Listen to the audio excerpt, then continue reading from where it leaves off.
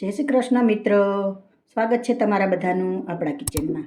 આજે આપણે તદ્દન નવી રીતે અને ટેસ્ટી એવો રોટલો બનાવશું લસણવાળો.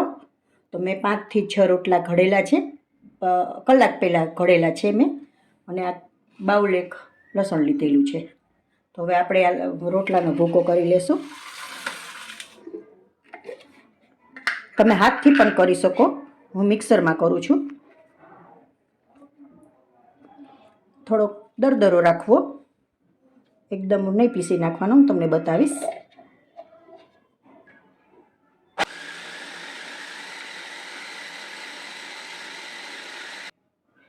તૈયાર છે આપણો રોટલાનો ભૂકો. એટલે આવી રીતે આમ રાખવાનો છે, બહુ ઝીણોય નહીં કરવાનો, બહુ જાડોય નહીં રાખવાનો, એટલો રાખવાનો છે. હવે આપણે વઘાર મારી લેશું. વઘાર માટે આપણે તેલ મૂકી દઈશું. 2 ચમચા જેટલું લઈ લેશું.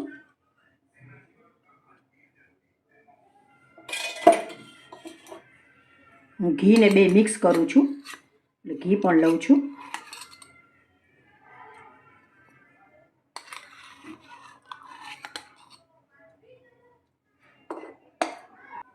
તેલ આપણું આવી જાય એટલે આપણે લસણનો વઘાર મારી દઈશું.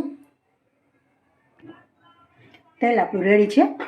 હવે આપણે હિંગ મૂકી લસણનો વઘાર મારી લેશું.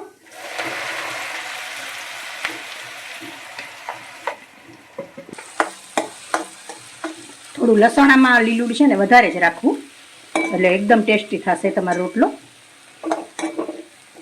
અને થોડું સાતળવા દેવું.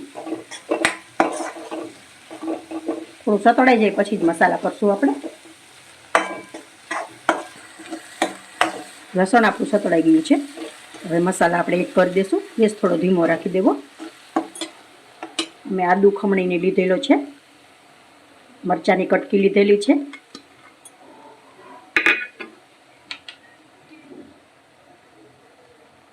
એકાદ ચમચી જેટલું મરી પાવડર નાખી દેશું. એકાદ ચમચી મેં નિમક નાખી દેશું.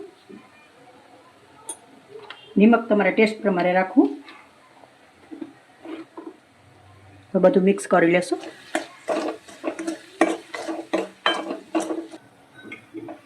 બધું સારી રીતે મિક્સ થઈ ગયું છે મસાલા આપણે.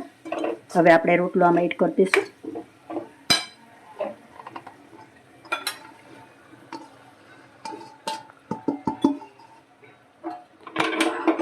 બધું મિક્સ કરી લેશું સારી રીતે.